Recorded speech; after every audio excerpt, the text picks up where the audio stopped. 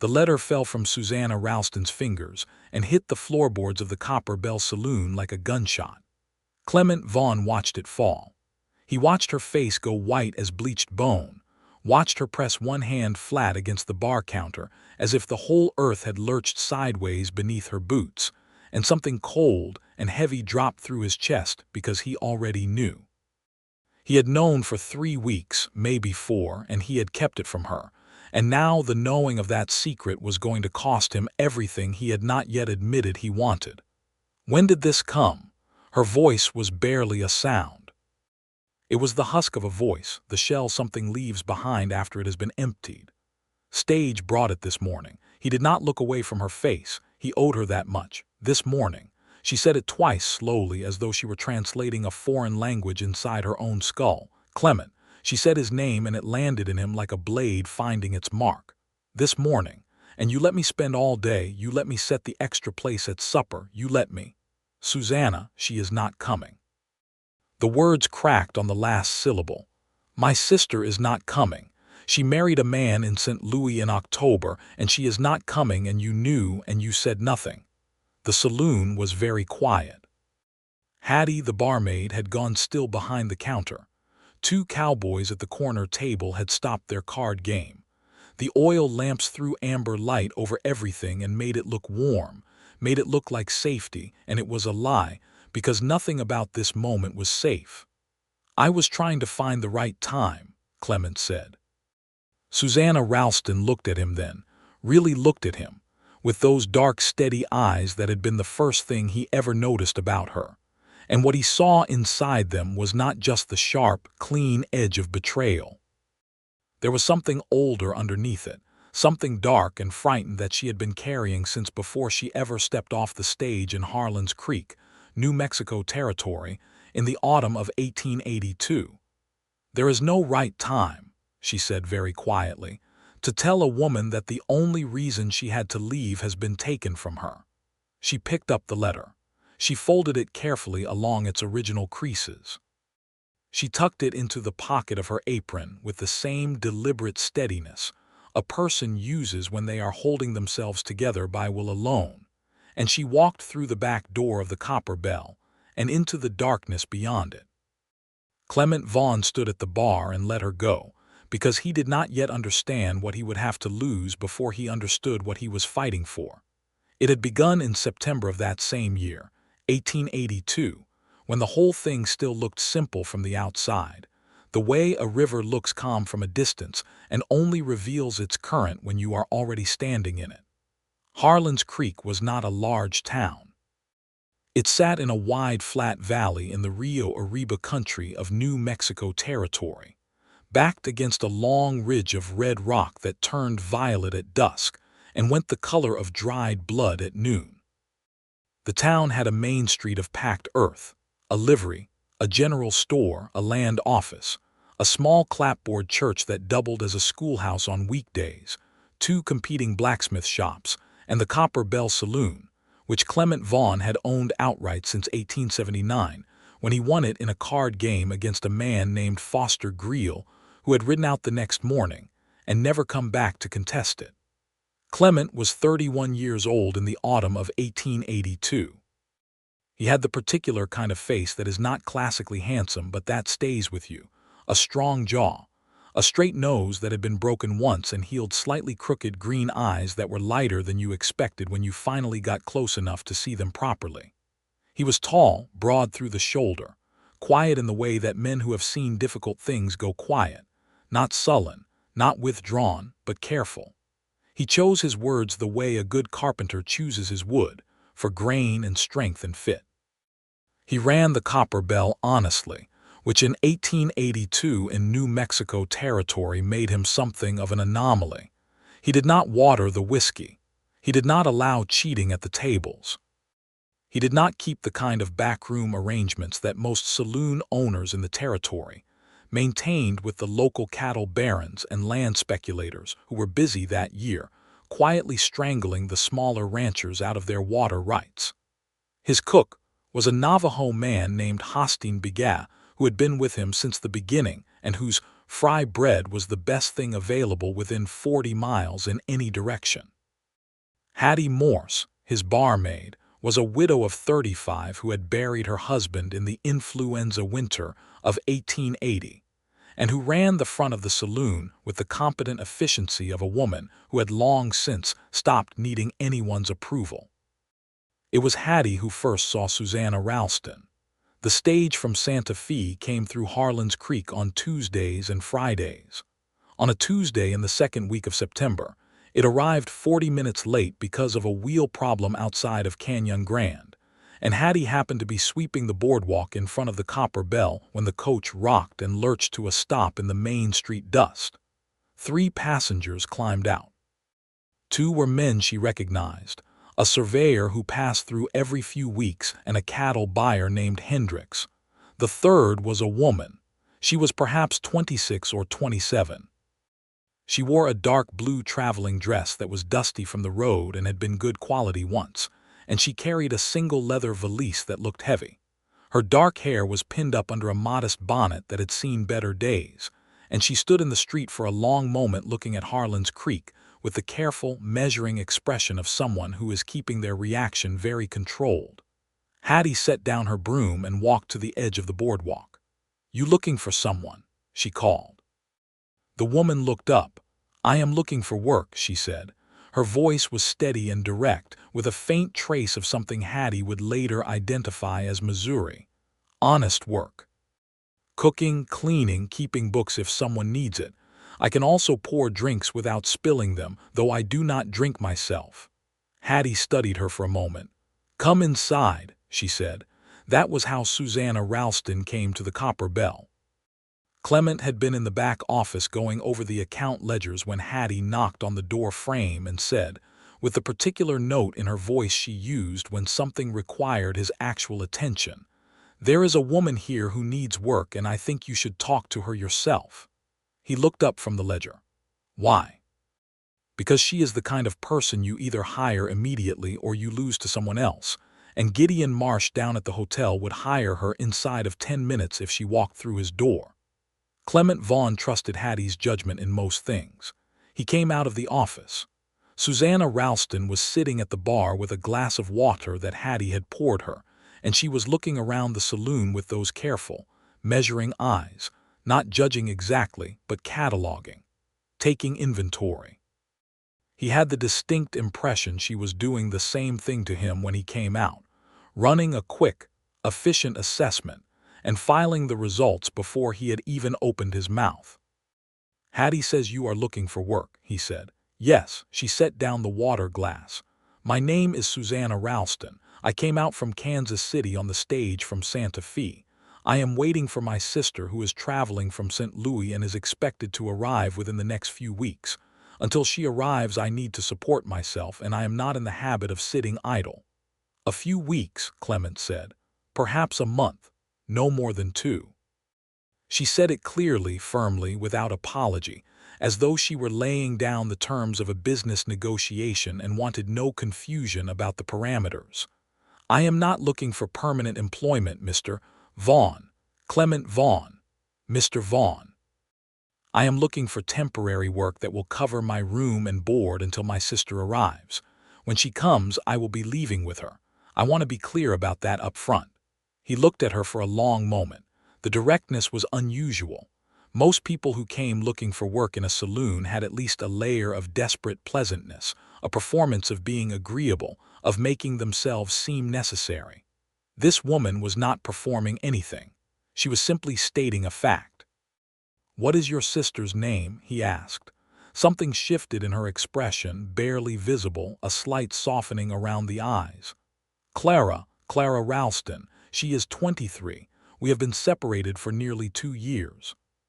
She paused. "She is coming to meet me here. We made arrangements by letter. She is coming." The way she said those last 3 words told him a great deal. She was not reassuring him. She was reassuring herself. "Can you keep accounts?" he asked. "I kept the books for my father's dry goods store in Kansas City for 4 years before he died. I can do double-entry ledger work and I can spot a discrepancy at 50 paces. He almost smiled. "Hattie will show you the room above the storeroom." It is not large, but it is clean, and you will have a door with a lock. Your meals come with the position. Your wages are $8 a month. 10, she said. He looked at her. $10 a month, she said without blinking. My father's bookkeeper in Kansas City earned 12. I am worth at least 10. He hired her at $10 a month. The first weeks were entirely professional. Susanna worked the front of the saloon alongside Hattie in the evenings and kept the account books in the mornings with a focus and precision that genuinely impressed Clement, who was good with numbers himself, but had been letting several small discrepancies accumulate in the supply ledger that she found and corrected within her first 3 days. She was not precisely warm in the way that made a place feel welcoming, but she was steady and competent and fair, and the cowboys and ranchers who came through the Copper Bell quickly learned that she did not flirt, did not tolerate rudeness, and poured an honest measure. She asked about the stage from Santa Fe every Tuesday and every Friday. Clement noticed this. He noticed the way her eyes went to the door when the coach pulled in, the way she would set down whatever she was doing and look out the window, and then the particular way she returned to her work when whoever stepped off the stage was not her sister. She never mentioned it aloud after those first days. She did not complain. But he watched her, because he had begun watching her with an attention he had not directed at anything in a long time, and he saw it every time. October came. The red rock ridge behind town went from violet to something deeper, almost purple, in the long western light. The nights turned cold fast, the way they do in the high desert, and Hostine started making a green chili stew that filled the saloon with a warmth that had nothing to do with temperature. It was Hostine who first said anything about it, obliquely, in the way Hostine usually said things that required a person to sit with them before they fully understood. "The woman with the dark eyes," Hostine said one morning while he was cutting dried chilies at the kitchen table. "She watches the road." "I know," Clement said. "She watches it the way a person watches something they are not sure will arrive." Hostine did not look up from his cutting. "That is a different kind of watching than the kind where you know the thing is coming." Clement poured himself a cup of coffee and looked out the kitchen window at the dust-pale street. "Her sister is coming," he said. Hostine said nothing else. In the middle of October, something happened that changed the texture of things between Clement and Susanna, though neither of them acknowledged it at the time and both of them would have denied it if pressed. A man named Roy Pickett rode into Harlan's Creek on a Thursday afternoon, which was unusual because Roy Pickett was the sort of man who avoided towns with active sheriffs. He was a drifter and small-time confidence man who had worked most of the river towns between the Missouri border and Santa Fe, and he had a quality that some men have of being able to identify a person's weak point and press it with the accuracy of a surgeon. He came into the Copper Bell at around 4 in the afternoon and sat at the bar, and Susanna was behind the counter because Hattie had gone to the general store. Clement was at one of the tables doing paperwork when he looked up and saw Pickett's eyes on Susanna with the particular calculating quality that made the hair on the back of his neck stand up. Pickett ordered a whiskey and then said, conversationally, "You look like a woman who is waiting for something." Susanna poured his whiskey without looking at him. "I look like a woman working." "Waiting and working," Pickett said pleasantly. "I have seen both in a face, and you have both. What are you waiting for?" "None of your business," Susanna said, and the flatness of it should have ended the conversation, but Pickett had the persistence of a bad smell. "I am just a man making conversation," he said. "No harm meant. I have been on the road and I like talking to a pretty woman." He paused. "Though I have to say, a woman like you, working in a saloon in a nothing town like this, there must be a story." "There usually is," Susanna said. "Drink your whiskey, please." Pickett smiled and then said, casually, as if it were nothing, "I came through Santa Fe last week. Spoke to the stage agent there. He mentioned a woman from Kansas City who had been asking after a passenger from St. Louis. Ralston, I think the name was." Susanna went very still. Clement was on his feet before he had made the conscious decision to stand. He said the passenger from St. Louis never booked passage, Pickett continued, watching her face with that surgical attention. Interesting, is that not? A woman waiting in the middle of nowhere for a sister who never bought a ticket. Clement reached the bar. "Time for you to go," he said. Pickett looked up at him with the amused confidence of a man who is used to being the most dangerous person in any given room and has not yet correctly assessed the current situation. "I am just having a drink. You paid for a whiskey. You had a whiskey. You can go." Clement kept his voice entirely level, which was more frightening than raised, and something in Pickett's assessment recalibrated. He looked at Clement and then at Susanna and then put his coin on the bar and left. The saloon door swung shut behind him. Susanna did not move for a moment. Then she set down the cloth she had been holding and said, very quietly, "How would he know that?" "He probably does not know anything," Clement said. "Men like that throw rocks in the dark to see what they can flush out." "He saw something in your face and he pressed it. It does not mean it is true," she looked at him. "But it might be true." He did not answer immediately, which was its own kind of answer. "I would know," she said, and her voice had a fierce, fragile quality that he had not heard from her before. "If something had happened to Clara, I would know. We are close. We have always been close. I would feel it." "Then you have nothing to worry about," he said. She looked at him for a long time, and he was aware with a specific, uncomfortable acuity that she was trying to read whether he believed what he had just said or whether he was simply saying it to steady her. He was not entirely sure himself. "Thank you," she said finally, "for making him leave." "It was my saloon," Clement said. "He was disturbing the peace of it." She almost smiled, and it was the first time he had seen that, the near smile, the expression that said she was more than the composed and capable surface she showed the world. It lasted only a moment. Then she picked up her cloth and went back to work.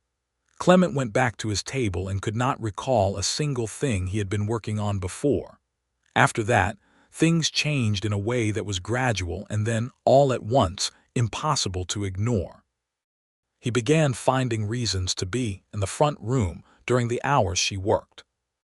This was not especially subtle, and had he noticed it with the quiet, contained amusement of a woman who has watched enough people fall into things to recognize the early stages. She did not say anything. She was far too intelligent to say anything. Susanna noticed too. He was fairly certain she noticed everything, but she did not acknowledge it directly, and he appreciated that, because it gave them both the fiction that nothing was happening when in fact something was very clearly happening. They began talking. Not the efficient, professional exchanges about supplies and accounts, but actual talking, the kind that happens in the quiet hours after the evening crowd thins out, and there is a specific intimacy in the emptiness of a room that a short time ago was full of people. He learned that her father had died of a failed heart 2 years prior, that her mother had died when she and Clara were young, that the dry goods store had been sold to cover debts, and she had spent the following year in Kansas City working as a secretary in a law office and saving money to travel west. He learned that she had not come west randomly, that there was a man Clara had written to her about, a homesteader in New Mexico territory whom Clara intended to marry, and that the sisters had planned to reunite here, in this part of the territory, and build a life together in proximity to whatever Clara's new life turned out to be. "You gave up your position in Kansas City," Clement said one evening, sitting across the bar from her while she cleaned glasses with the mechanical efficiency she brought to everything. "You came all this way on the promise of a letter." "Clara has never broken a promise," Susanna said. "People change. Circumstances change." "I know." She set a glass down carefully. "But I also could not stay in Kansas City forever waiting for my life to begin. Whatever happens when Clara arrives, I will at least be somewhere different, somewhere with space." She glanced toward the window. Outside, the dark was huge and clean over the flat country. "There is no space in Kansas City. Everything is pressed together. Here everything is open. I did not expect to like that." "Do you," he asked, "like it?" She looked at the dark outside for a long moment. "More than I expected to," she said. He looked at her face in the lamplight and felt something he had been refusing to name for several weeks announce itself with considerable clarity. He looked away. November came. The letters from Clara had been arriving sporadically from St. Louis. They had been cheerful letters, full of Clara's particular effusive warmth, describing her life in the city, mentioning a man she had met at a church social named Robert Ashby, who was a clerk in a merchant house and very well regarded. The letters had not mentioned any definitive travel plans, which Susanna explained by saying that Clara would need to save her own money for the stage fare from Santa Fe, and that took time. The letters had been reassuring. The most recent one had been dated the 15th of September, and had said Clara expected to have the necessary funds by November and would write again with a firm departure date. That letter was the last one that came. Clement did not know this at first. He did not intercept mail, and he was not in the habit of asking Susanna directly about her correspondence, because that was not his business. But as November moved into December, he began to register, with the particular attention he paid to things that concerned him now, that she was watching the stage with a new quality in her expression. Not hopeful anticipation, something closer to disciplined dread. He wrote a letter of his own. He sent it to the stage agent in Santa Fe, asking whether any passengers named Clara Ralston or Clara Ashby had booked or inquired about passage from St. Louis to Santa Fe or onward to New Mexico territory. He did not tell Susanna he had done this. The reply came on a Tuesday morning in the first week of December, when Susanna was occupied in the back office with the account books. Clement took the reply from the stage agent, read it standing at the bar, and then stood there for a while with the letter in his hands. The agent had checked his records carefully and had also, at the request of a colleague in St. Louis, made inquiries there. A Clara Ralston had indeed written to the Santa Fe agent in September inquiring about fares. She had not booked passage. She had written again in October to say that her circumstances had changed, and she would not be traveling as planned. The St. Louis agent's inquiry had turned up the additional information that a Clara Ralston of that city had married a Robert Ashby in a church ceremony on the 14th of October, 1882. Clara was not coming. Clara had never been coming, not really, not since October. She had not written to Susanna to tell her this. Clement folded the letter. He told himself he needed time to find the right way to say it. This was true. He also told himself that he was not, in any part of him, relieved that Clara Ralston had married a man in St. Louis and would not be arriving to take her sister away from Harlan's Creek. This was not true. He kept the letter in his desk for 3 weeks. He was not proud of it. He kept it because every day he kept it was a day Susanna Ralston was still here, still walking through the rooms of the Copper Bell with her careful competence and her near smiles, still sitting across the bar from him in the quiet hours talking about the open sky and the things she had not expected to like about this country. He kept it because something had happened to him in those 3 months that he had not anticipated and had not had any defenses against, and he was not ready to give it up. He knew, of course, that this was not acceptable.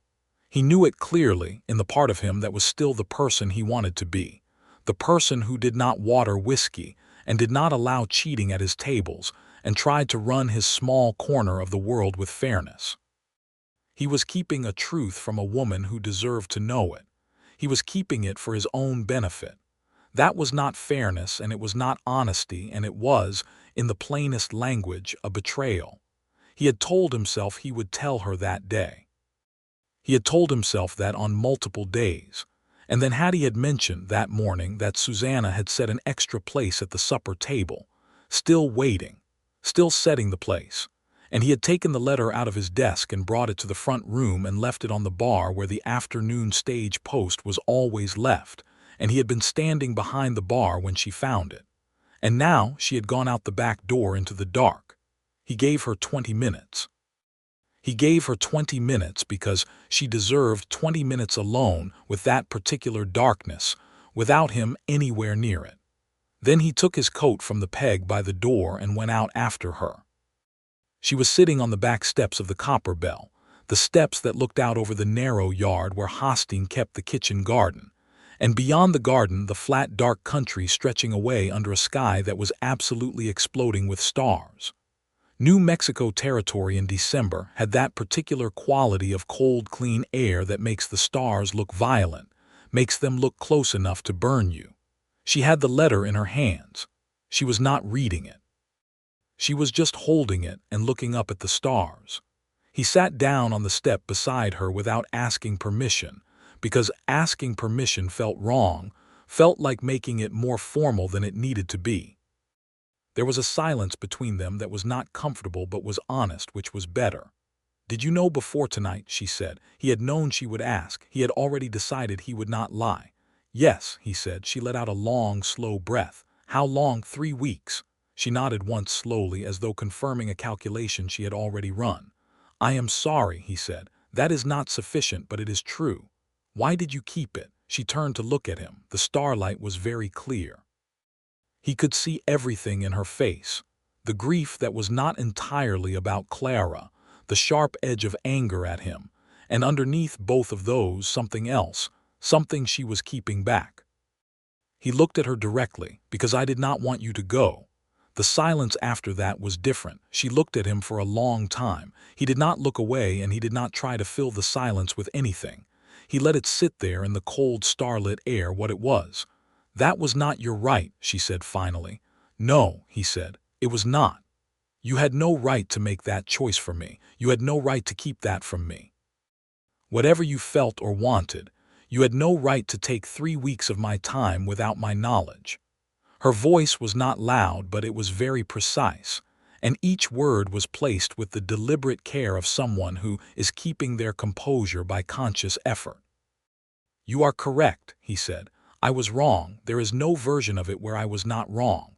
She looked back at the stars. Another silence. "She married him in October," Susanna said. The grief was audible now. "She has been married for 2 months, and she has not written me a single word. Not one word, Clement. It was the first time she had used his given name without the formal prefix, and he registered it. What does that mean? What does it mean when your sister, your only family, the person you crossed half a country to be near, marries a man and does not think to write you a letter?" "It might mean she was afraid," he said. "It might mean she knew you had come all this way on her account, and she did not know how to tell you that the plan had changed. Or it might mean she has found her life, and decided I was no longer a necessary part of it. That is the darker interpretation. I am sitting on a step in New Mexico territory in December looking at a letter that says my sister married someone in October and never told me," Susanna said. "I am not in a position for charitable interpretations right now." He could not argue with that. She looked down at the letter again. "I told you when I arrived that I was only staying until Clara came. I was clear about that. You were. I said it so there would be no confusion, no expectations. No," she stopped. "No what?" She shook her head slightly. "Susanna," he said her name carefully. "I am not asking you to stay. I am not placing any obligation on you. If you want to leave, I will help you make the arrangements, and I will write you a reference that will get you good work anywhere in the territory." She turned to look at him again. "What I am telling you," he continued, "and I am telling you this plainly because I apparently have already demonstrated that I am not good at the indirect approach, is that I do not want you to leave. I want you to stay. Not because I need the help with the accounts, which I do, but because 3 months ago I was a man who was entirely sure he had figured out how to live and did not need anything that was not already in his life. And then you sat down at this bar and corrected my ledger and argued me up to $10 a month, and I have not been sure of anything since, which is inconvenient but seems to be the truth." She stared at him. The stars were very bright overhead. Something in the kitchen garden rustled, a mouse or a small rabbit, the ordinary dark life of a night. "You kept that letter for 3 weeks," she said. "I did. And you are telling me that you did it because you care about me." I am telling you that I did it because I am a flawed man who made a selfish choice and that the reason underneath the choice was that I care about you. Those are two separate things. The first one was wrong. The second one is simply true. Susanna Ralston looked at Clement Vaughn for a long time in the December starlight. He could not read what she was thinking, and he was usually good at reading people. I am angry with you, she said. I know. Not a small amount, a considerable amount. That seems right. And I am devastated about Clara. I know. And I have no idea what I am doing with my life, because the plan is gone and I am in New Mexico territory in December with no plan and no family, and her voice broke slightly on that word, family, and she pressed her lips together and controlled it with visible effort. He wanted very badly to reach out and take her hand. He did not. He had already taken enough from her without asking. You have the copper bell, he said quietly. And you have Hattie, who thinks extremely well of you, which is not a small thing because Hattie's approval is not easily given. And you have Hostine, who has told me that you are the only person besides himself who has ever correctly identified the specific dried chili he uses in the stew, which he considers a mark of significant character. And you have me, for whatever that is worth to you, which I acknowledge you have every reason to value at somewhat less than market rate at the present moment. She looked at him. And then, despite everything, despite Clara and the letter and the 3 weeks and the cold and the grief, something happened at the corner of her mouth. Not the near smile she sometimes allowed. Something more real than that. That is a very modest sales pitch, she said. I am practicing restraint, he said, given the circumstances. She looked away again back at the stars. She was quiet for a long time. When she spoke again, her voice was thoughtful and careful, the voice she used when she was thinking something through. I am not making any decisions tonight, she said. That is entirely reasonable. I am going to be angry with you for a while. Also reasonable. And I am going to write to Clara. Good. And then she paused. I do not know. I do not know what then looks like. She stood up from the step, brushing the dust from her skirt. She looked down at him for a moment. But I am not leaving tonight. I know, he said. She went inside. He stayed on the step a while longer, looking at the stars that she had been looking at, and the cold was considerable, but he barely noticed it. She stayed. She was angry with him through most of December, a controlled, precise anger that expressed itself not in shouting or coldness, but in the withdrawal of the small intimacies that had grown between them, the quiet conversations after hours, the habit she had developed of leaving his coffee on the corner of the bar in the mornings when she went to the office, the way she had occasionally leaned in the doorway of the office to tell him something amusing she had overheard. Those things stopped. She was professional. She was scrupulously fair. She did exactly her work and no more. He did not push. He did not try to accelerate the repair of what he had broken.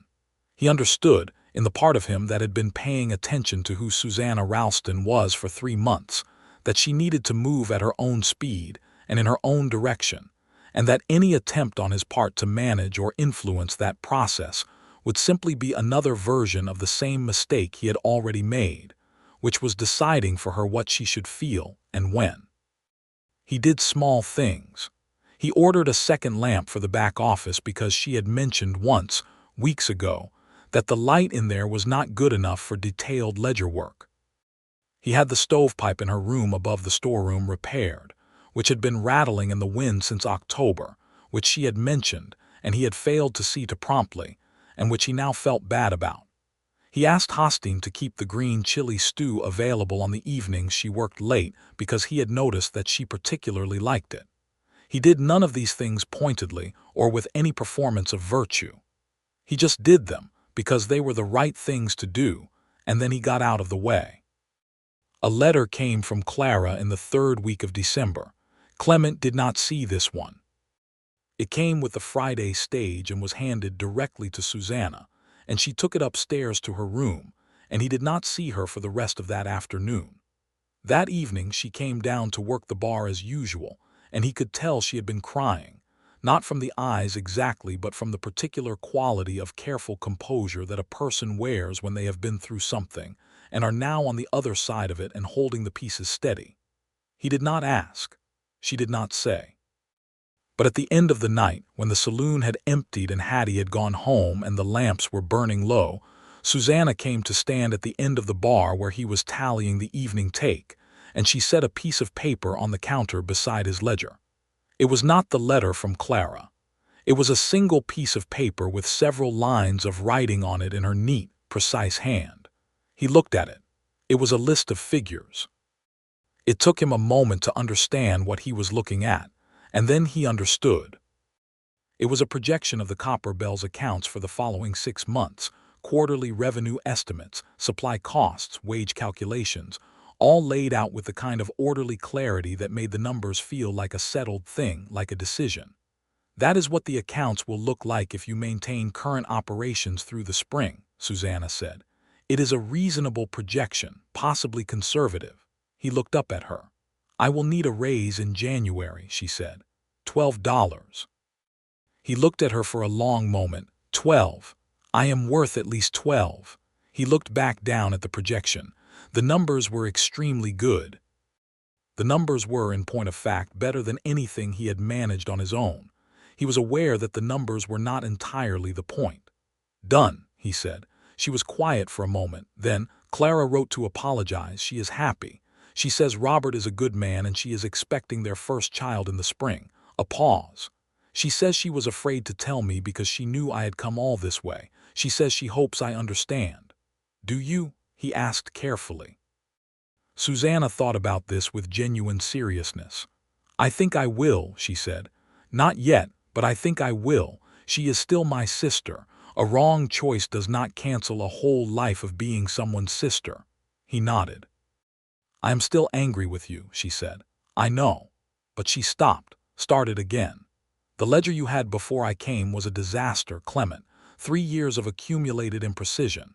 Do you know there was an error in the 1880 supply accounts that had been carrying forward for 2 years? I was aware there were some issues. 2 years. That error had been propagating through every subsequent quarter for 2 years. She shook her head with the expression she wore when inefficiency genuinely troubled her. I cannot leave that in good conscience. There is still a great deal of work to do. He was very careful not to smile. That does seem like a significant problem. It is an entirely significant problem. She picked up the projection sheet, folded it, and tucked it into her apron pocket. Good night, Clement. Good night, he said. She walked to the back of the saloon and up the stairs to her room, and he stood at the bar looking at the place where she had set the projection and felt something very warm move through his chest, the specific warmth of a thing that is beginning, that is choosing to begin, with its eyes open. Christmas came to Harlan's Creek with a particular clarity of cold air and hard blue sky. The church held a service that doubled as a social gathering, the way frontier church services usually did, more about community than theology, and most of the town came. Clement went because he usually went, and because Hattie threatened him if he did not. He sat in the 3rd row on the left side and was aware, continuously and helplessly, of Susanna sitting 4 rows ahead of him on the aisle, her dark hair pinned neatly, her posture very straight, and the slight angle of her head as she listened to the minister with her characteristic focused attention. After the service there was a gathering at the schoolhouse, potluck food brought by most of the townspeople, and fiddle music from a man named Arroyo Pete who could play anything you named, and several things you had not named and could find no name for. People danced. The wide plank floor was cleared to one side of the room, and couples moved across it, while children chased each other around the edges and old men sat against the wall and argued about water rights and land prices, which were the primary subjects of argument in New Mexico Territory in 1882, because the Santa Fe Ring was actively buying up land and water claims and quietly destroying the small ranchers who depended on them, which was an injustice that everyone in Harlan's Creek was aware of, and none of them had yet figured out how to fight. Clement stood with his coffee at the edge of the dancing and watched Susanna, who was standing with Hattie on the other side of the room and who was watching the dancing with an expression he could not quite categorize. Not sadness exactly. Something more like a person looking at something they want but are not sure they have permission to want. He walked across the room. "Would you like to dance?" he asked. She looked at him, the careful composure, the consideration. "I am still somewhat angry with you," she said. "I know. You do not have to not be angry with someone to dance with them." Hattie said, with great serenity, "I am going to get more pie," and moved away. Susanna looked at Clement for another moment. Then she held out her hand. He had not danced in several years, and he was competently rather than gracefully skilled at it. But it did not matter because Arroyo Pete was playing a waltz that was slow enough to be forgiving, and the space on the floor was crowded enough that no one was watching anything except their own partners. He put his hand at her waist and she put her hand in his, and they moved into the music. She was warm. He had not expected to be so aware of that. The warmth of her hand in his, the closeness of her, the way she moved with a natural ease that surprised him given how controlled and precise she was in most things. She held herself correctly but not stiffly, and after the first few measures something in her posture settled, a small release of careful holding like a breath let out. "You dance better than I expected," she said, which made him laugh, a genuine short laugh, the kind he had been doing more of since September. "I had a misspent youth," he said. "There were dance halls." "In where?" "Virginia originally, then Tennessee, then West." She looked up at him. "I did not know you were from Virginia." "There is quite a lot about me you do not know," he said. "Tell me something." He thought about it. "I came west because I had a dark past that I needed significant distance from," he said. She raised an eyebrow. "That is somewhat dramatic. It was more that I had a life that did not fit and I needed to find the shape of a life that did. The West seemed like the right direction for that." "Did you find it?" He looked at her. The fiddle music moved around them and the room was warm and full of people and light, and she was looking up at him with those steady dark eyes. "I am finding it," he said. She looked away, which he thought meant he had said it too directly, and then he felt her hand tighten slightly in his, which suggested otherwise. They danced for the rest of the waltz and then one more song, a slower air that Arroyo Pete played with unexpected gentleness, and when it ended they stood for a moment in the middle of the floor before the next tune started, closer than the dancing required, looking at each other. "Clement," she said. "Yes. I accept your apology. About the letter." She said it simply, without drama, in the tone she used for statements of fact that she had worked out and was now ready to set down. "It was wrong. I think you know that entirely. But you also told me the truth about why you did it, which was a harder thing to do than lying would have been, and I respect that." "Thank you," he said. "Do not keep things from me again." "I will not. I mean it specifically and completely. No small things and no large things. Whatever you know that concerns me, you tell me." "I understand." "Good," she said, and then, again, something at the corner of her mouth. "Now take me back to the pie because Hattie was right and I would like some pie." He laughed again. "Yes, ma'am." January came, and with it the particular deep cold of a high desert winter, the kind that sits in the air with a dry clarity that makes everything sharp-edged and vivid. The copper bell stayed warm with good wood fires and hostings cooking, and Susanna's account work showed a notably productive quarter once she had implemented the corrective adjustments to the supply ledger. And Hattie observed all of this with the composure of a woman waiting for events to catch up to conclusions she had already reached. There was an evening in the third week of January that Clement would remember for the rest of his life.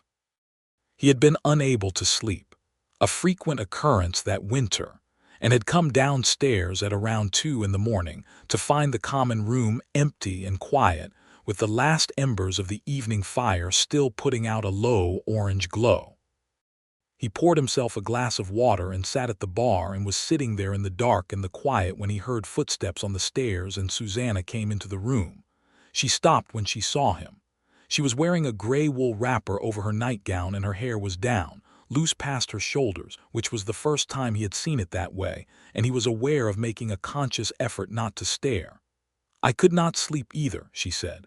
"Sit down," he said. "I will put something on the fire."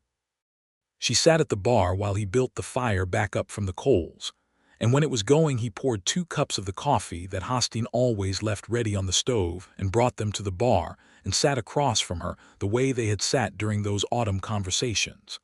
They talked for 2 hours. They talked about things they had not talked about before, the kind of conversation that is only possible in the unreachable hours of the night when the ordinary defenses are down and things come out that have been waiting. She told him about her father, who had been a gentle man and a poor businessman, who had loved his daughters and his wife with a wholehearted, inarticulate devotion that had been entirely inadequate preparation for the death of the wife and the financial failure of the business. She told him that her strongest memory of her childhood was her father reading to her, and Clara by lamplight in the evenings, novels and histories and the occasional newspaper editorial, his large hands holding the book carefully, his voice moving over the words with a pleasure in language that she had inherited and Clara had not. He told her about Virginia. He told her about a young man who had been quick with his opinions and slow to listen, who had been in love once, or thought he had been, with a woman who had wanted a different life than the one he was capable of building, and who had ridden west at 22 with a bad temper and a decent hand at cards, and a slowly growing understanding that the person he needed to become was not the person he already was. "Are you him?" she asked. "That person you needed to become?" "More of him than I was," he said, "still working on some parts." She cradled her coffee cup and looked at the fire. "I think that is all any of us can say." He looked at her profile in the firelight, the clean line of her jaw, the slight curve of her hair against her shoulder, and felt the specific ache of someone who is near the thing they want most and is exercising considerable restraint. "Susanna," he said. She turned to look at him.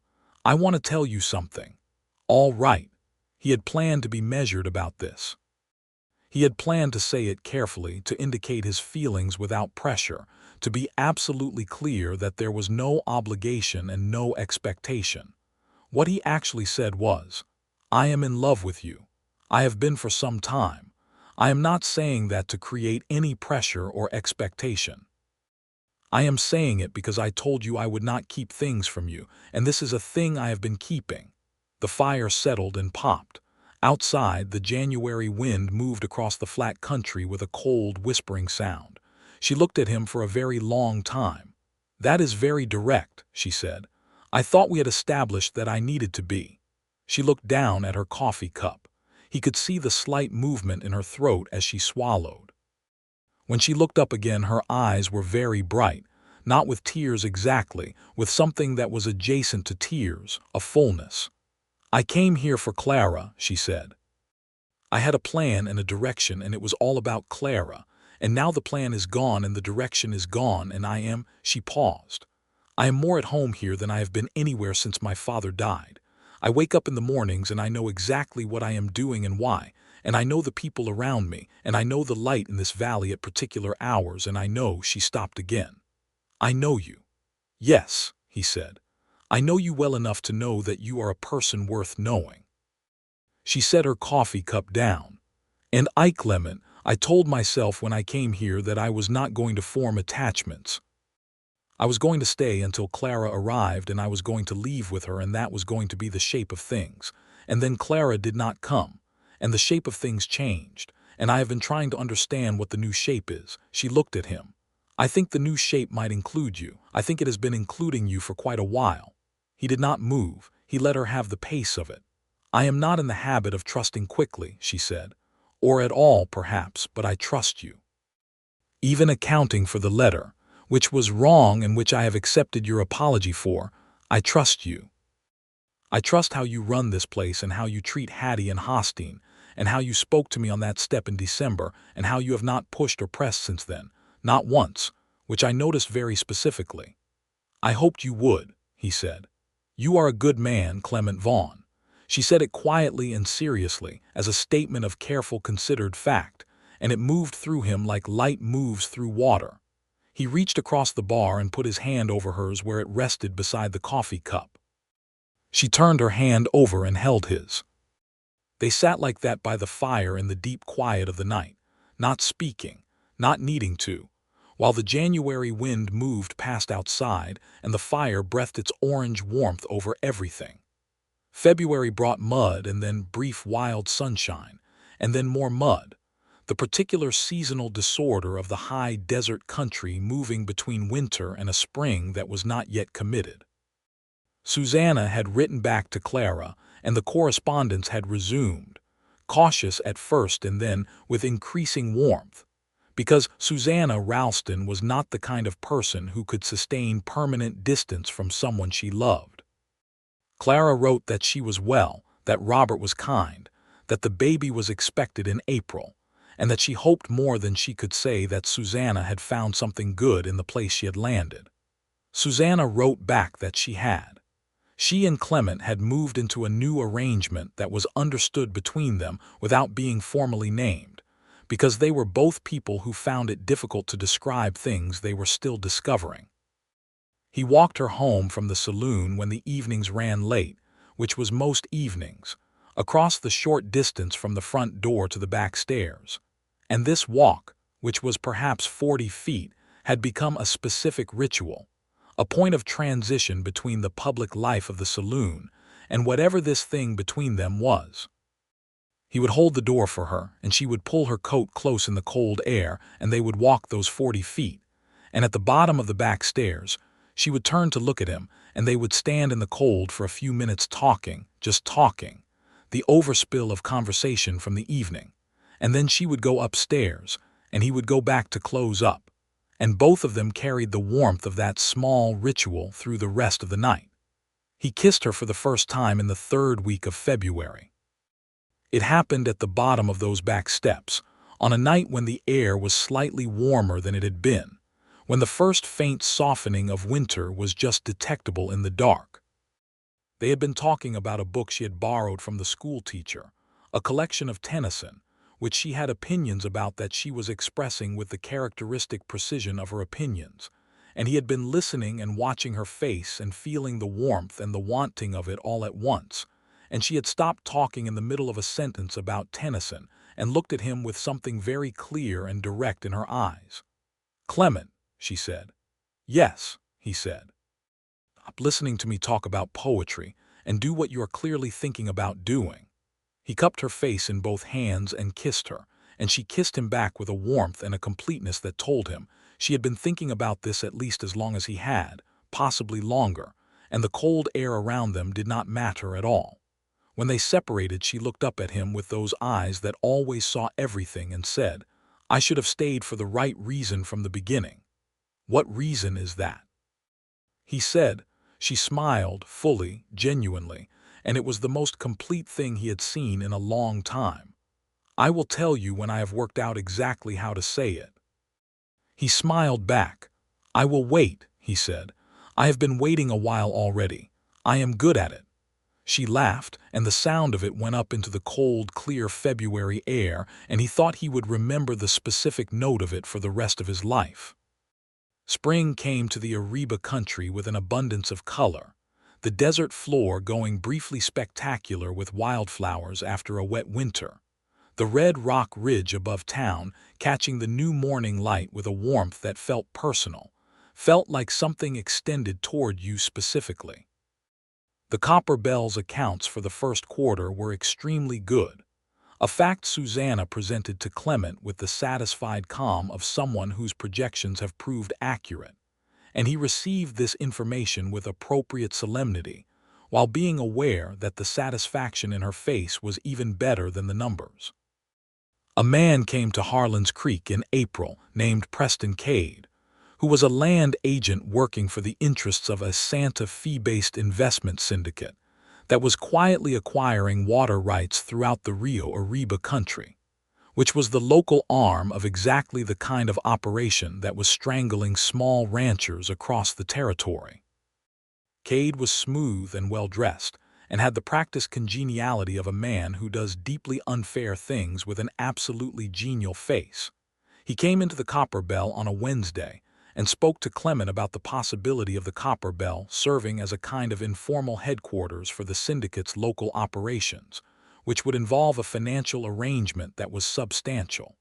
Clement listened to the entire proposal with complete courtesy. Then he said, "No." Cade looked at him with the slight surprise of a man who does not often hear the word clearly applied to him. "Mr. Vaughn, this is a considerable sum." "I know what it is," Clement said. "I also know what it would make me." "No," Cade left. The ranchers of Harlan's Creek, several of whom had been in the saloon during this conversation, looked at Clement with an expression that he recognized as a particular kind of frontier respect, the kind you earn by refusing something that would have been profitable and easy. It made the Copper Bell a specific kind of place in the community, a neutral ground, the sort of place that was neither owned by any interest nor afraid of any interest, and that had value beyond what any ledger could show. Susanna had been in the back office during this conversation, but she had heard it through the thin partition wall. When she came out after Cade had left, she did not say anything directly, only set a cup of coffee on the corner of the bar where he was standing and looked at him for a moment with an expression that told him everything. "The numbers would have been quite good," she said. "The numbers would have been corrupt," he said. She nodded once. "Yes," she said. "They would have." She went back to the office. He drank his coffee and felt the particular peace of a right decision.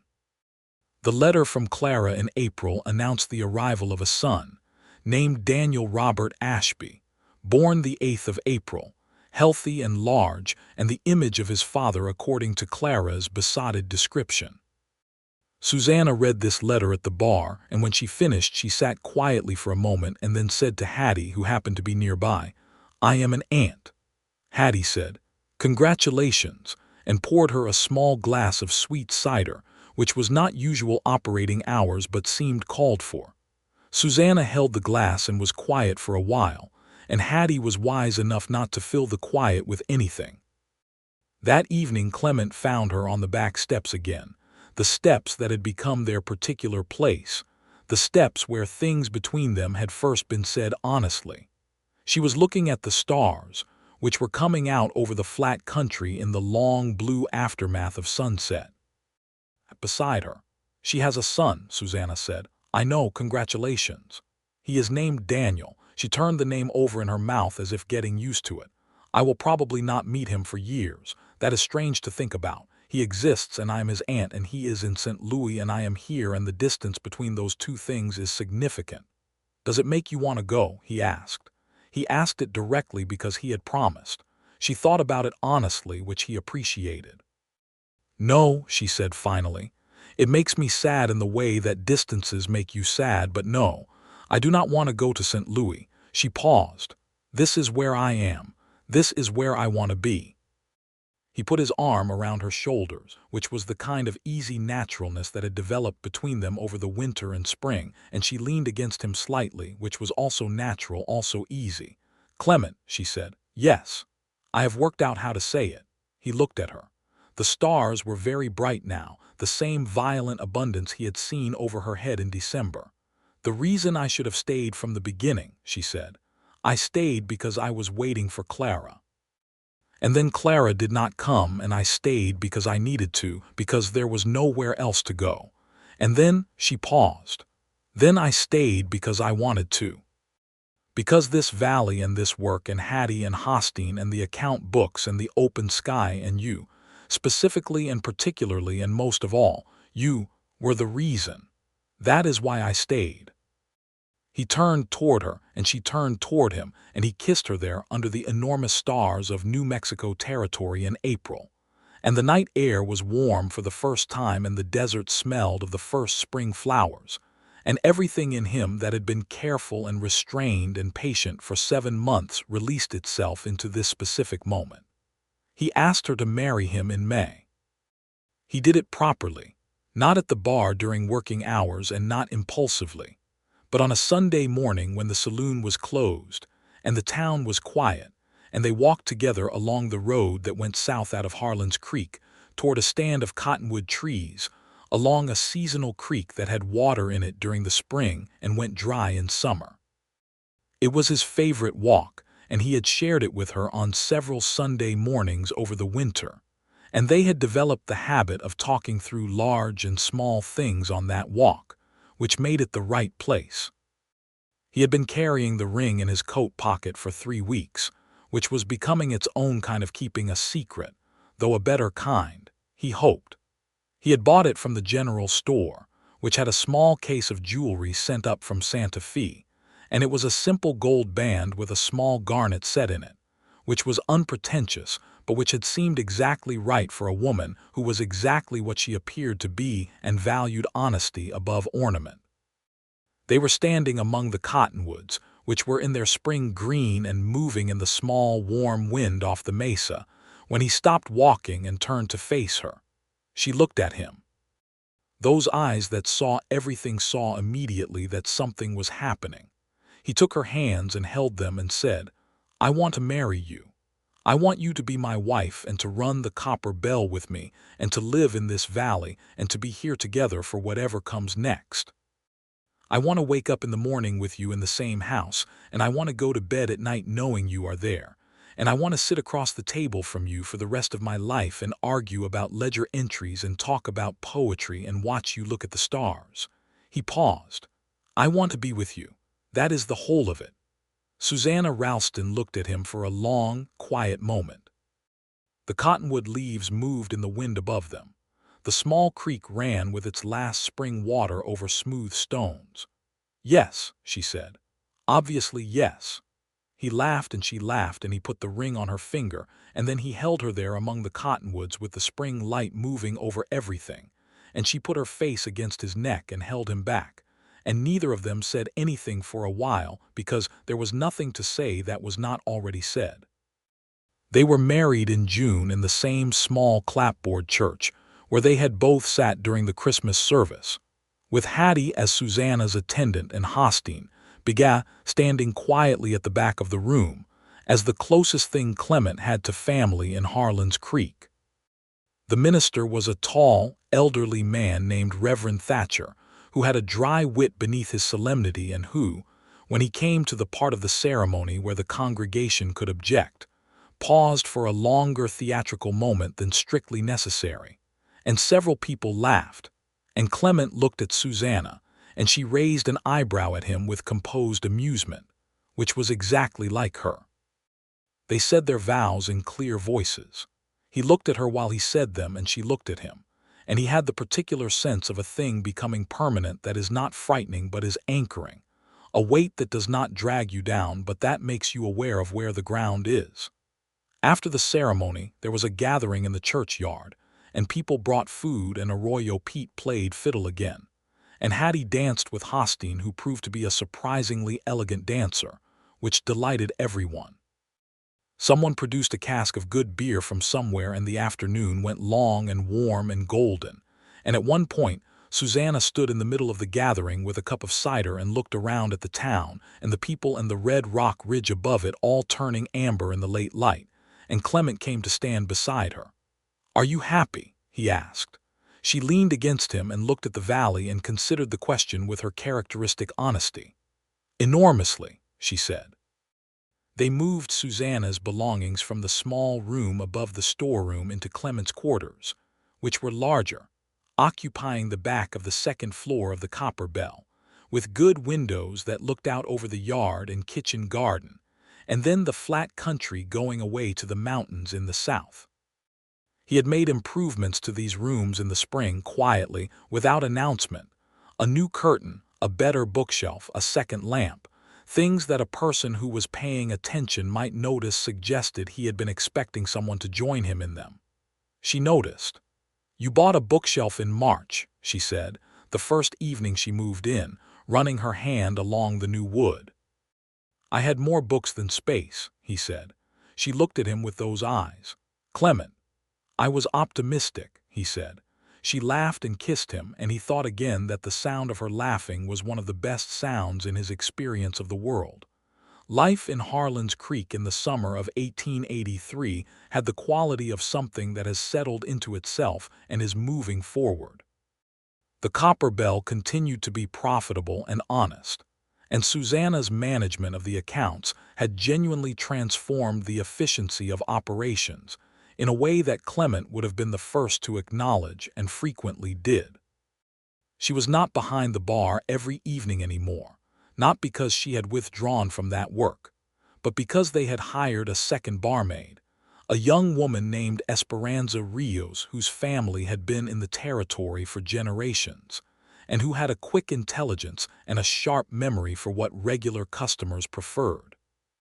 This freed Susanna for the accounting work that was increasingly her primary contribution, and it was significant enough that she had begun keeping the books for two other Harlan's Creek businesses as well, the general store and the land office, which brought in additional income and connected her firmly to the daily life of the town. She corresponded regularly with Clara in St. Louis, and the letters had become warm again, easier, the awkwardness of October's silence mostly absorbed by time and Daniel's existence, which gave them something new and forward-looking to discuss. Susanna sent baby clothes and small gifts on the stage to Santa Fe, which Clara forwarded to St. Louis. The distance remained real, but it was bridged. In the autumn of 1883, Susanna realized she was expecting a child. She told Clement on a Tuesday evening in October, a year almost to the month after Clara's hidden marriage had been written in that letter he had kept in his desk. She told him plainly, in the way she said most things, sitting across from him in their rooms after supper, and watched his face go through a rapid sequence of expressions that he was normally much more composed than to display. He crossed the room and gathered her into his arms and held her, and she could feel the specific quality of his stillness, the kind that comes from something very large being contained. "Are you well?" he asked against her hair. "Very well," she said. "Better than well." "Are you frightened?" She thought about this with her usual honesty. "A little, are you?" He pulled back to look at her. His green eyes were bright. "Completely," he said, and also he stopped. "There are no words that are the right size." "No," she agreed. "There usually are not for the large things." Their son was born in late June of 1884.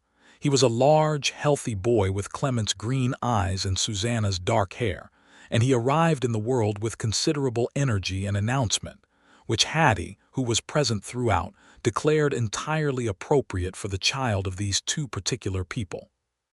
They named him Samuel James Vaughn, Samuel for Susanna's father and James for Clement's, and he was called Sam from his first hours on the principle that he seemed like a Sam.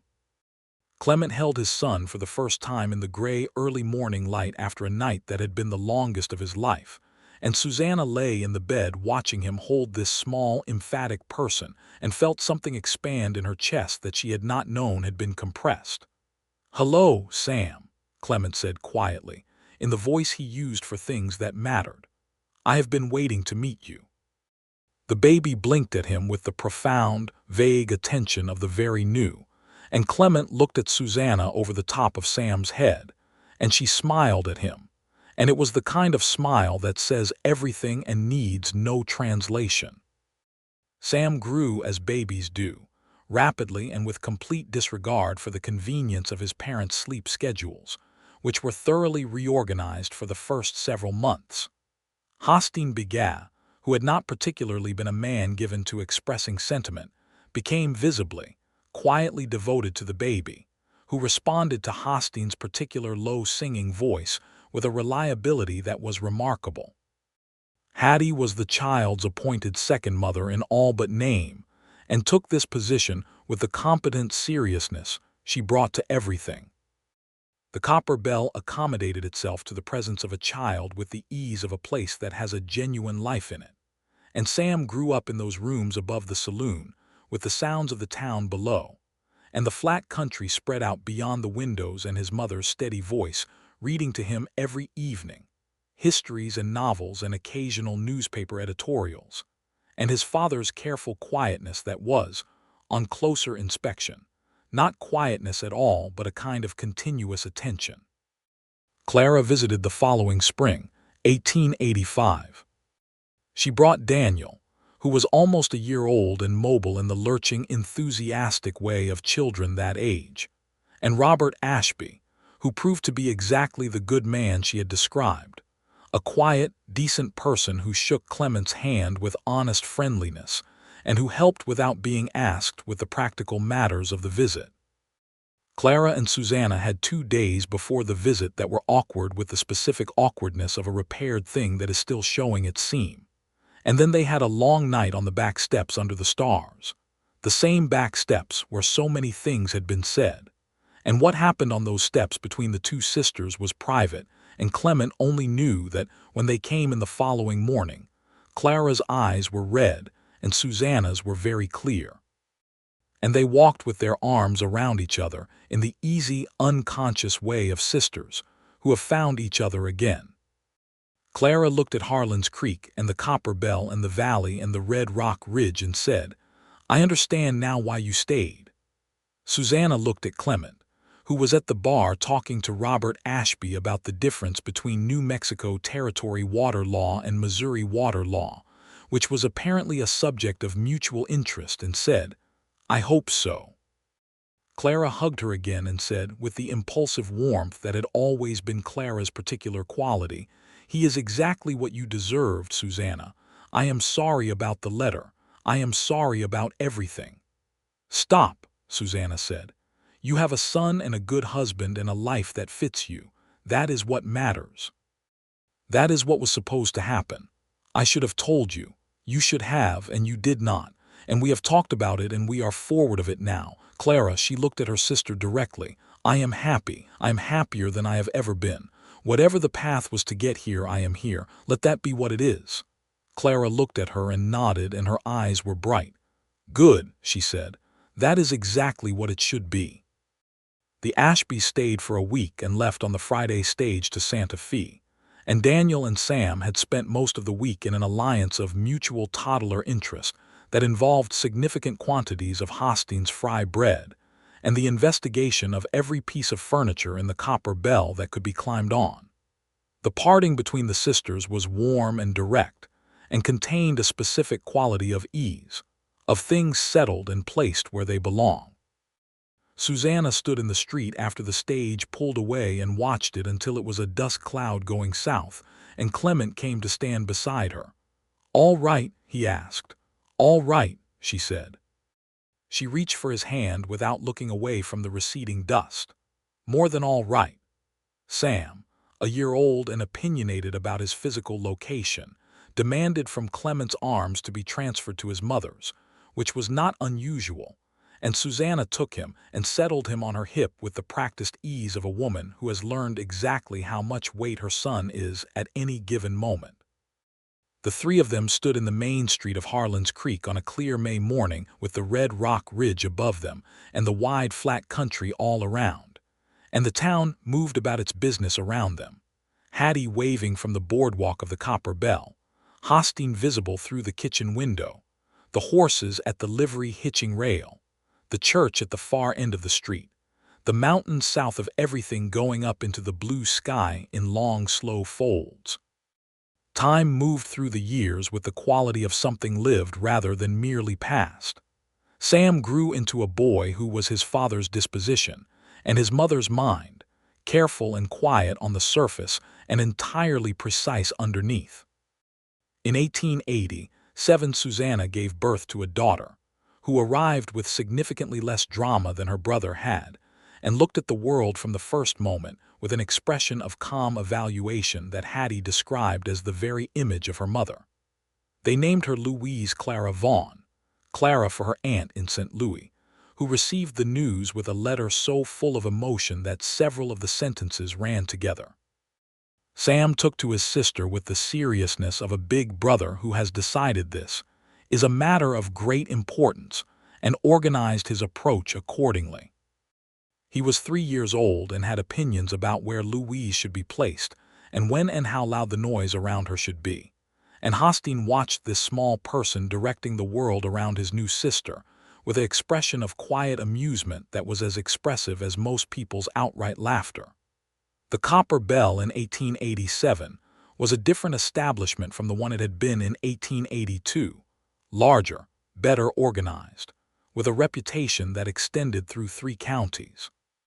Susanna had expanded the accounting practice substantially, and now kept books for most of the commercial establishments in Harlan's Creek and several in the surrounding communities, which had given her a detailed knowledge of the economic life of the territory that she used to good purpose, including on 2 occasions providing information to ranchers threatened by land syndicate pressure that enabled them to understand their legal rights with sufficient clarity to resist. This was quiet work, and she did not announce it. But it was known in the way that things in small communities are known, and it added to the regard in which both she and Clement were held. The Vaughns of Harlan's Creek, the couple at the Copper Bell who ran straight and would not be bought and who kept books for half the territory and could be trusted with what you told them. In the spring of 1889, New Mexico Territory was deep in the slow process that would eventually result in statehood, though that was still more than 20 years away. The territory's politics were turbulent and often corrupt, the Santa Fe ring still operating with considerable force, the land and water questions still unsettled, the rights of the long-established Hispanic communities, and the interests of more recent Anglo settlers in constant tension. Clement had been asked twice to stand for the town council of Harlan's Creek, and had declined both times on the grounds that he ran a saloon, and that the council should be run by people who did not sell whiskey, which was a principled position that everyone understood was also strategic humility. When he was asked a 3rd time, in the spring of 1889, Susanna was in the room. "You should say yes this time," she said after the man who had asked had left. He looked at her. "I run a saloon. You run a community institution," she said precisely. "There is a difference. You have run it honestly for 10 years and you know more about the economic life of this town than the current councilmen combined, and I know this for a fact because I keep their accounts as well as yours." He looked at her for a long moment. "You have wanted me to do this for a while." "I have waited until you were ready," she said, "which is a different thing." He thought about it seriously. "It would take time away from, I can manage the accounts.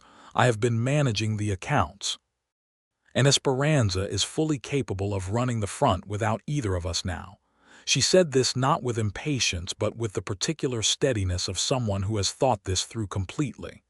"Clement, you turned down Preston Cade in 1883 because you would not be bought. That is the quality that needs to be on that council. You know it." He knew it.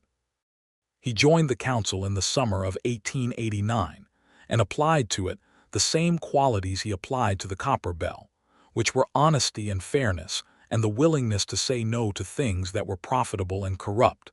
And he was a significant enough presence on it within a year that 2 men who had been using their council positions to advance syndicate interests quietly declined reappointment. This was not without its difficulties.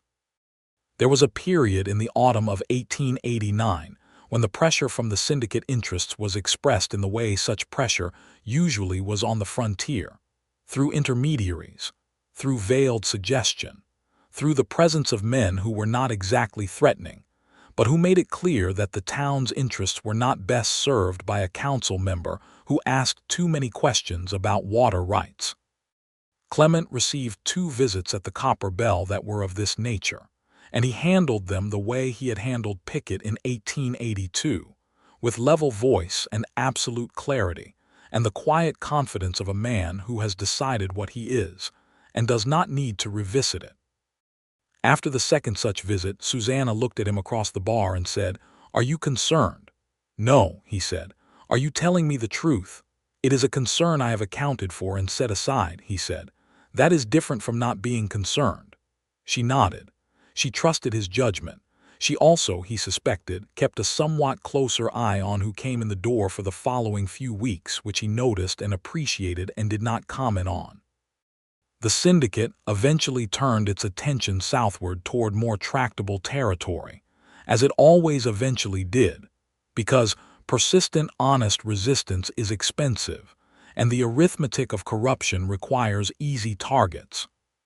Sam started school in the autumn of 1889, an event his mother approached with more visible emotion than she usually permitted herself, which Hattie observed with quiet pleasure. He was 5 years old and walked to the schoolhouse on the first morning with his lunch in a small tin pail, and the same expression of serious assessment that his mother wore when she was approaching something she intended to master. He came back that afternoon full of information about his schoolteacher, a young man recently arrived from back east named Mr. Harlan, who apparently knew a great deal about mathematics, which Sam found satisfying, and about the history of ancient Rome, which Sam had not expected to find satisfying but did. He said Rome was built by many people over many years. Sam told his father that evening with solemn emphasis. "That is correct," Clement said. "He said most important things are." Sam considered this. "Is the copper bell an important thing?" Clement looked at Susanna, who was feeding Louise at the kitchen table and who had the near smile, the real smile, the full one, going in her eyes. "Yes," Clement said, "I think it is. Because it took many people over many years." "Because of that," Clement said. "And other reasons." Sam appeared to be processing this. Then he went back to his supper with the systematic concentration he brought to food. The 90s came. Louise went to school in her turn and proved to be at least as capable as her brother and considerably more gregarious, which the schoolhouse welcomed after Sam's intense, solitary application. Clara and Susanna continued their correspondence, which had become a genuine friendship between adults who knew each other deeply and had made their peace with distance. Daniel Ashby wrote occasional letters to his cousin Sam, and the two boys maintained a relationship through paper and the occasional visit, which pleased Susanna in a way she expressed by keeping all of Daniel's letters in a small cedar box that sat on the bookshelf Clement had bought in optimistic anticipation in March of 1883. On a Sunday evening in the autumn of 1892, Clement and Susanna sat on the back steps of the Copper Bell. It was 10 years from the October when she had first sat on those steps with Clara's letter in her hands and looked up at the stars and said it was not his right. Sam was 8. Louise was 5. The valley was going into its autumn colors, the particular deep amber of the high desert before the first cold, the cottonwoods along the creek south of town yellow and fierce against the red rock. 10 years, Susanna said. 10 years, he agreed. She looked at the stars, which were coming out in the darkening east with their customary excess. "Do you remember what you said to me that night, on these steps?" "I told you I was a flawed man who had made a selfish choice," he said. "And I told you it was not your right to keep that from me. You were correct." "I know," she leaned against him. "I was also 27 years old and alone in a strange territory and frightened in ways I was not admitting to anyone including myself. And you sat down on these steps and kept me company and told me the truth and let me be as angry as I needed to be and did not push me, not once, for months." She paused. "I want you to know that I have always known that. Even that night when I was very angry, I knew it." He put his arm around her and felt her warmth against his side, 10 years of her warmth, the specific familiar weight of her. "I want you to know something," he said. "Tell me. The night I kept that letter, the 3 weeks I kept it," he paused. "I was wrong. I have told you that. But I want to tell you also that those 3 weeks were the last time I was that person, the one who kept things for his own benefit. You told me not to, and I have not. Everything since that night I have told you." She was quiet for a moment. "I know," she said. "I know you have." "I want you to know I know that you know it," he said, which made her laugh. "Very logical," she said.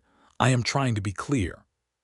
She turned her face up toward him, and he kissed her in the autumn evening on the back steps of the Copper Bell, which was by now a location entirely saturated with the significant moments of their life together. A fact he found both slightly absurd and entirely fitting, because they had built their life in this place, and so this place had their life in it, all of it. The mistakes and the revelations and the first honest words and the letter that fell on the floor and the stars over a grieving woman and the slow, patient winter and everything that came after.